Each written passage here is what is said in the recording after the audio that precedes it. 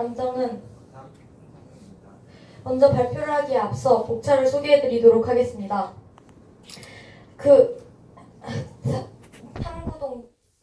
발표의 순서는 개요, 탐구동기, 배경 지식, 실험 계획, 실험 결과 및 한계점, 그리고 결론 순서로 진행될 것 같습니다. 금속 탐지기는 우리 주변에서 쉽게 볼 수 있습니다. 그 예가 바로 공항인데요.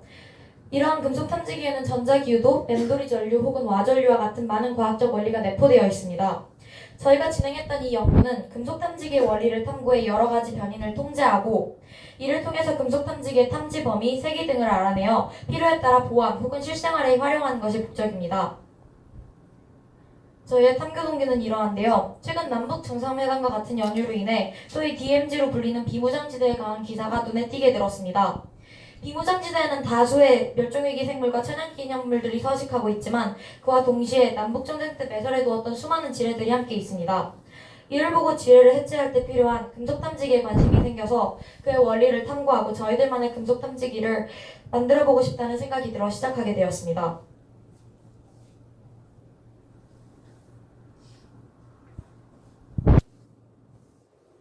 이제 배경 지식에 대한 설명으로 넘어가도록 하겠습니다. 저희의 연구에 대해 더욱 자세히 설명하기 앞서 알아야 할 배경 지식은 전류에 의한 자기장, 전자기 유도와 렌츠의 법칙, 맴돌이 전류로 세 가지입니다.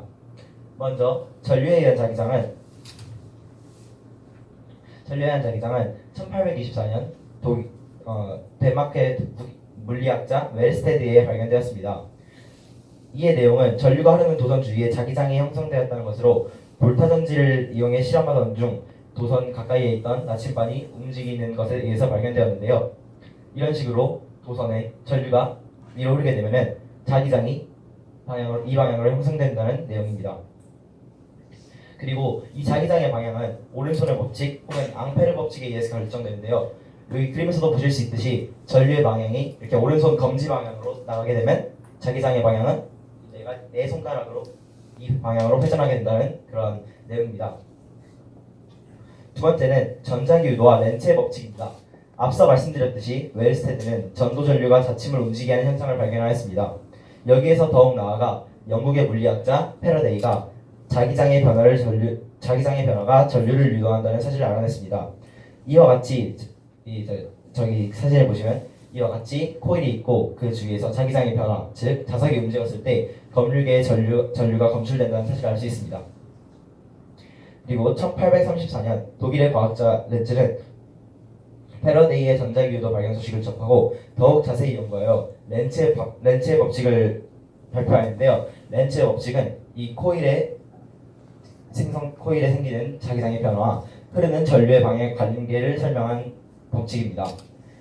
이는 아까 전자기 유도에 설명드렸듯이 코일에는 전류가 흐르면 자기장이 생성되게 되는데요. 이 자기장이 변화를 싫어해서 자기장이 이렇게 다가오게 되면 코일에서는 다시 자기장이 나가는 방향으로 자기장을 유도하기 위해서 전류가 흐른다는 내용입니다. 방향이 사진 보시듯이 자석이 가까이 오게 되면 반대 방향으로 전류가 방향으로 흐르게 되는 그런 것입니다.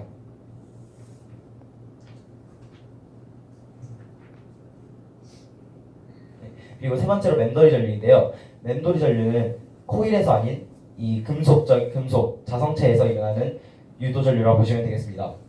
이렇게 일반적인 금속판에도 자석의 움직임, 즉 자기장의 변화가 일어나게 되면 그를 방해하는 방향으로 자기장이 유도되기 위해서 금속판에 전류가 원 방향으로 흐르게 된다는 내용입니다.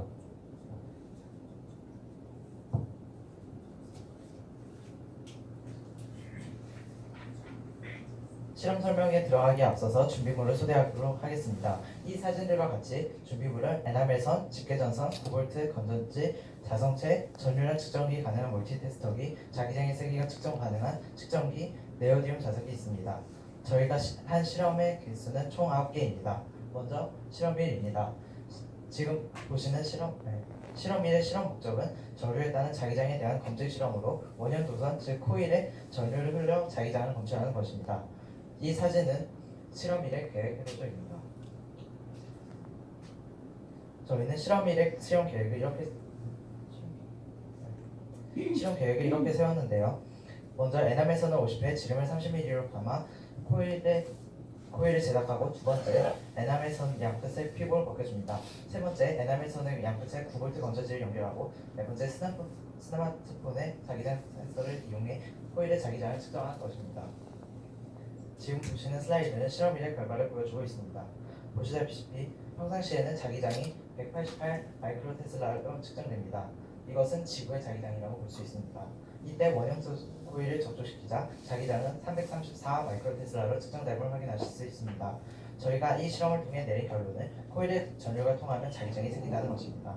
실험 B는 실험 1의 실험 결과를 토대로 독재를 하여 한 실험입니다. 실험 목적은 방송불의 받는 횟수와 자기장 세기의 상관관계를 알아보기 위한 실험으로 실험 계획은 이렇게 세웠습니다. 먼저 에나멜 선을 50회, 150회 감아 반지름의 같은 두 개의 코일을 만들고 두 코일의 양쪽 끝의 피복을 벗기고 각각의 코일에 9V 건전지를 연결합니다.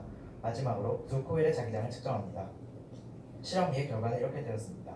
50회 가는 코일의 자기장은 256 마이크로테슬라로 측정되었고 150회 가는 코일은 675 마이크로테슬라로 측정된 것으로 보아 코일에 감는 횟수가 많을수록 자기장의 세기가 커진다는 결론을 내렸습니다. 세 번째 실험 역시 변이 통제를 위한 실험으로 실험 목적은 전구 코일의 크기, 즉 지름과 자기장의 상관관계를 알아보기 위한 실험이었습니다. 실험 계획은 먼저 안면성을 50회씩 감되 지름이 30mm, 45mm가 되게 감습니다. 둘째, 이 코일의 양끝 피복을 벗기고 각각의 코일에 9V 건전지를 연결합니다. 마지막으로 두 코일의 자기장을 측정합니다. 지름이 30mm일 때는 자기장의 세기가 256 마이크로테슬라로 나왔고 지름이 45mm일 때는 114 마이크로테슬라로 측정되는 것으로 보아 지름이 작을수록 더 강한 세기의 자기장이 만들어지는 것을 알 수 있습니다. 실험 4일 동안 병행 통제를 한 실험으로 전도 코일을 가로주는 전압의 세기와 자기장의 세기의 상관관계를 알아보기 위한 실험이었습니다. 에나멜 선을 150회 감은 지름 30mm의 코일을 제작하고 그 코일의 양의 피복을 벗긴 후 코일에 9V 건전지를 연결합니다. 그 후 이 코일의 자기장을 측정하고 다시 18V를 연결한 후 자기장을 측정하는 것으로 실험 계획을 세웠습니다. 전압이 9V일 때는 352 마이크로테슬라를 배웠고 전압이 18V일 때는 675 마이크로테슬라로 측정된 것으로 미뤄보아 코일에 걸어주는 전류 혹은 전압이 클수록 자기장의 세기가 크다는 것을 알 수 있습니다. 실험 5는 자기장이 발생되었을 때 자성체에서 발생하는 맴돌이 전류에 의해 자기장이 받는 영향을 검출하기 위한 실험으로 실험 계획을 다음과 같이 세웠는데요. 똑같이 에나멜 선을 50회 감은 지름 30mm의 코일을 제작한 후 같은 방식으로 9V의 전지를 연결해 이 코일의 자기장을 측정한 후 코일 주위의 자성체, 즉 금속 쇠붙이 등등을 움직여 자기장의 세기의 크기 변화를 측정하는 것이었습니다. 실험 결과는 자성체에 간섭이 없을 때는 186 마이크로테슬라로 일정하게 유지되었으나 자성체에 간섭이 있을 때 230 마이크로테슬라에서 130 마이크로테슬라까지 변화가 있었습니다. 결론, 자기장의 영향을 받는 자성체에 맴돌이 전류가 발생되어 자기장에 변화가 생긴다는 사실을 알 수 있었습니다. 실험 6은 자기장의 변화에 의한 유도전류의 실질적 관측을 위한 실험이었습니다. 지름을 15mm 정도로 에나멜선을 100회 감아 감지 코일을 제작합니다. 감지 코일의 양끝의 피복을 벗겨 멀티테스터기에 연결한 후 자석을 감지 코일에 가까이 했다 멀리 했다를 반복하면서 자기장에 변화를 줍니다. 그 후 테스터기에 측정되는 전류의 크기를 측정하여 유도전류에 대한 검증 실험을 계획을 세웠습니다. 실험 결과는 위와 같이 이렇게 자석을 가까이 했다 멀리 했다 하면은 잘 안 보이지만 이 전류가 유도되는 모습을 볼 수 있습니다. 자석 주위에서 일정하게 가까이 했다 멀리 했다를 반복하면 코일에 전류가 검출된다는 사실을 알 수 있었습니다. 실험 7은 감지 코일의 감는 횟수와 유도되는 전류량의 상관관계를 알아보기 위한 실험이었는데요. 같은 방식으로 120회, 240회 감은 지름 15mm 코일을 두 개 만들어 각 두 코일의 양끝에 멀티테스터기를 연결한 후 자석을 코일 앞에서 1분당 37.5회 그리고 15cm로 왕복운동했을 때 두 코일에 측정되는 전류량의 크기를 비교하였습니다. 결과로 코일의 감은 횟수 120회와 240회 각각 최대로 검출된 전류량이 0.3 마이크로암페어와 0.8 마이크로암페어였습니다. 감은 횟수가 많을수록 더 큰 양의 전류가 검출된다는 사실을 알 수 있었습니다. 다음으로 설명한 실험 8에서는 자기장의 세기와 감지 코일에 검출되는 전류의 양을 상관관계를 알아보기 위한 실험이었습니다. 이 실험 목적을 달성하기 위한 저희의 실험 계획은 보시는 바와 같이 에나멜선에 240회가만 코일을 만들고 그 코일의 양 끝에 피복을 벗깁니다. 그 다음으로 코일의 양 끝을 멀티 테스터기에 연결합니다. 강한 자석과 약한 자석을 코일 앞에서 아까 말했듯이 37.5회 분 주기로 15cm를 감지 코일 앞에서 왕복 운동합니다. 마지막으로 감지 코일에서 검출되는 전류량을 측정합니다. 네, 시험 8의 결과는 다음과 같았습니다. 먼저 자기장의 세기가 약한 자석을 사용하였을 때는 0.8 마이크로 암페어의 유도 전류가 측정되었습니다. 하지만 자기장의 세기가 센 자석, 다시 말해 저희가 사용한 네오디뮴 자석을 이용하였을 경우에는 3.4 마이크로 암페어의 유도 전류가 측정되었습니다. 결론적으로 이 결과를 미루어 보아 자기장의 세기가 셀수록 콜에 유도되는 유도 전류의 크기 또한 크다는 것을 알 수 있었습니다. 최종적으로 실험 9에서는 저희가 실험 1에서 8까지 얻은 결과들을 이용하여 실제로 금속 탐지기를 만들어보는 실험을 진행하였습니다. 실험 계획은 저기 보시는 회로도와 같이 전선 코일과 감지 코일을 수직으로 연결하고 전선 코일에 9V 전지를 여러 개 연결시켜 전압을 배가시켰습니다. 또한 감지 코일의 양 끝에 멜로디 IC와 이어폰을 연결하여 유도 전류가 흐를 경우 이어폰에 음악이 들리도록 만들었습니다. 네, 지금 보시는 바 지금 가져 나왔듯이 여기가 저희가 실제로 만든 이 감속 탐지기의 모습입니다. 하지만 이렇게 저희가 만들었지만 실제로 실험 목적을 달성하지는 못하였습니다. 저희가 실제로 자성체를 감지 코일 앞에서 움직여 보았으나 소리가 들리지 않았던 것인데요. 저희가 이 실험을 저희가 그 원인을 분석해 보았습니다. 저희가 세운 실험 설계 계획은 전선 코일에서 자기장의 변화가 나와 그 자기장의 변화가 자성체에 닿았을 경우 또 다른 자기장이 발생하게 되고 이 자기장이 감지 코일에 생긴 유도 전류로 인하여 멜로디 IC를 통과하여 이어폰에 소리가 들리도록 만들었습니다. 하지만 실제로 그 목적을 달성하지는 못했습니다. 그래서 저희가 생각한 원인은 유도 전류량의 부족이었습니다. 실제로 저희가 조사를 해본 결과 스마트폰 기종 중 하나인 LG G7은 이어폰 단자로 이 임피던스, 다시 말해 저항이 32ohm일 때 0.397mV, 300ohm일 때 2.05mV의 출력을 낸다고 합니다. 오메 법칙, 미는 아열에 대입하여 출력 전류량을 확인해보면 각각의 경우에 대하여 9.375 마이크로암페어, 6.85 마이크로암페어라는 결론이 나오게 되었습니다. 이는 저희가 앞선 시험에서 보여드렸듯이 네오디뮴 자석을 이용해 측정한 수치인 3.4 마이크로암페어에 비하여 한참 큰 수치이기 때문에 결론적으로 저희가 만든 유도 전류량이 이 이어폰의 출력 전류량에 비하여 매우 작았기 때문에 소리가 나지 않은 것으로 예상을 해보았습니다. 이제 다음으로는 저희가 실험 1부터 9를 이용하여 도출해낸 수많은 실험 결과들을 위하여 최종적으로 공식을 세워본 것을 발표해드리도록 하겠습니다.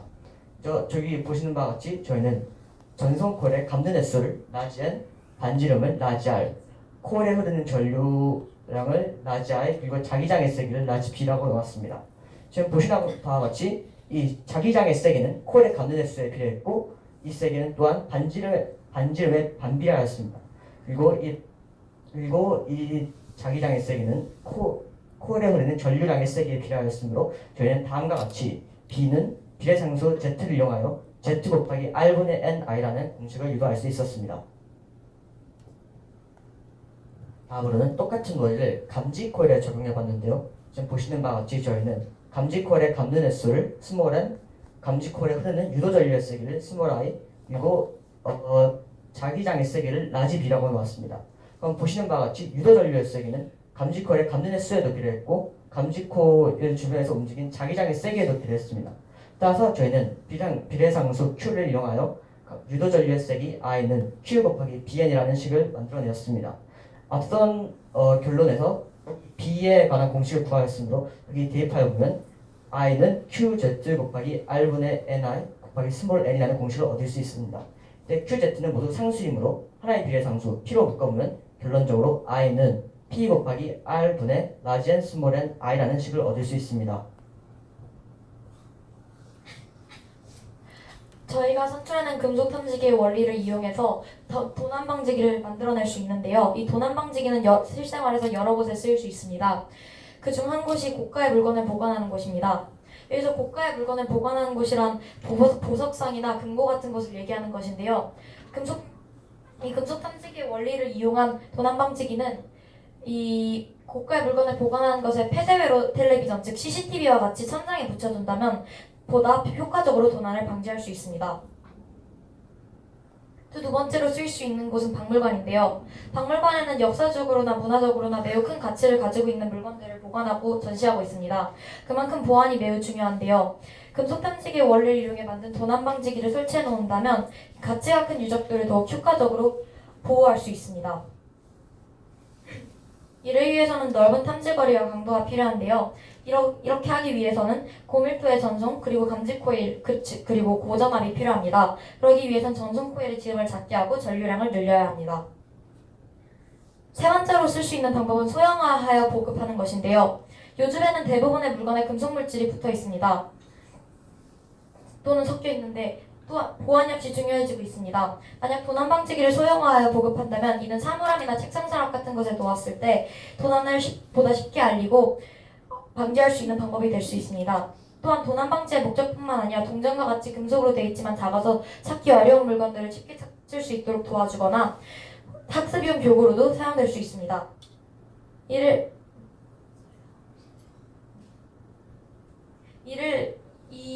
위해서 이러면 감지 거리가 작기 때문에 전류가 많이 필요하지 않아 작은 건전지만으로도 도난 방지기를 사용할 수 있습니다.